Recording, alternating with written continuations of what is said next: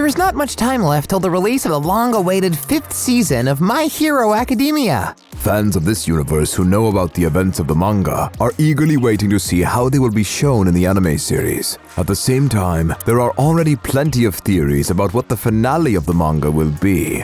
Some of them are pretty eerie. So, today we'll tell you about the top 3 darkest My Hero Academia finale fan theories. Spoiler alert, obviously. Theory number 3. All for One is Deku's father. This could be an incredible plot twist. Nobody knows who Deku's father is, and he doesn't appear anywhere. But at first glance, nothing hints at such an outcome. All for One has always been obsessed with collecting other people's quirks and fighting heroes. Hardly anything could push him to create a family.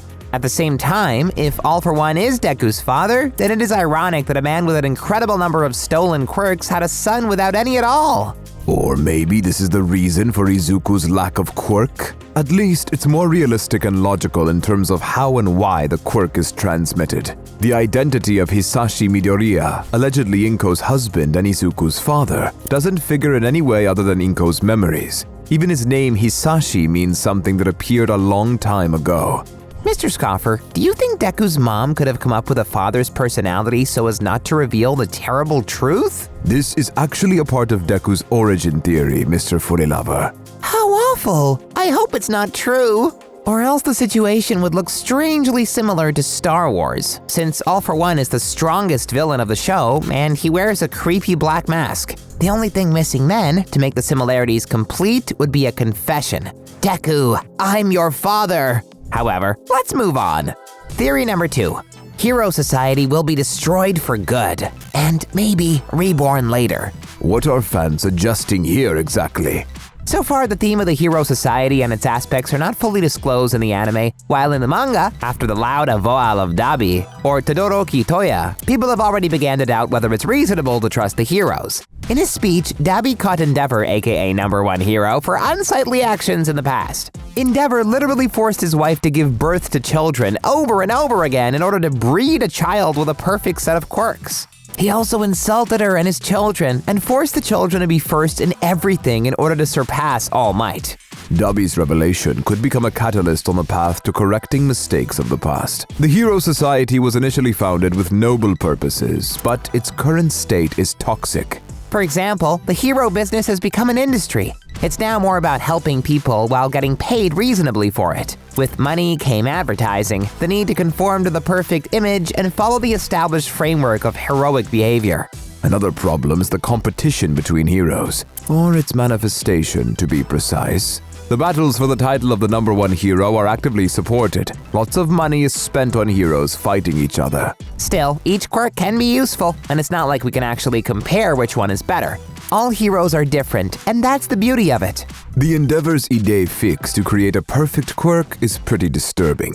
In the real history of mankind, the concept of deducing an ideal type of person with a perfect set of qualities by a method of strict selection has already proved itself wrong and led to a world tragedy, if you know what I mean. So it wouldn't be surprising if a split occurred in the Hero Society. This could either happen peacefully or through division of society. Heroes could go underground or even get caught up in a real war. Let's hope that everything will be resolved peacefully. Well, the last theory on our list could undermine our hope. Theory number 1. Deku will lose his quirk, die, or become an all-for-one quirk owner. Whoa! All those options sound equally sad and dreadful, but this cannot be. Why not?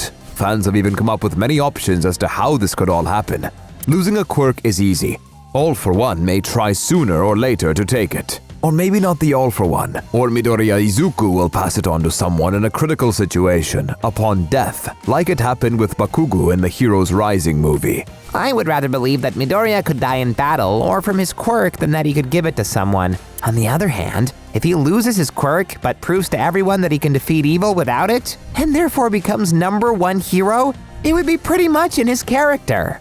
Ugh, nothing can ruin your optimism. However, the last point of this theory interests me most of all. How can Deku suddenly get an all-for-one quirk? I have to remind you, the quirk that Deku currently has is a result of mixing All for One's quirk and the quirk of his younger brother, who could pass on quirks to other people. And some fans believe that if Deku, having mastered One for All completely, will fight in person with All for One, then the quirks of these two will merge into one again? Exactly. For example, a quirk that allows you to take other quirks and pass them on to different people. The only question is whether such a quirk can go to Deku and not All for One. This would determine not only their fate, but also the fate of the world. In both cases, it would be a nightmare, because neither Deku nor All for One have the right to take and give away quirks of others. They are not gods that can do something like that. Calm down, this is still just a theory, and the manga author Kohei Horikoshi himself has denied that the show will take on a darker tone of storytelling. Oh, what a relief! Then we can only wait for the continuation of the anime and the finale of the manga. And what do you think about these theories? Or maybe you have ones of your own? Let us know in the comments! And don't forget to subscribe to Cartoon Junkies.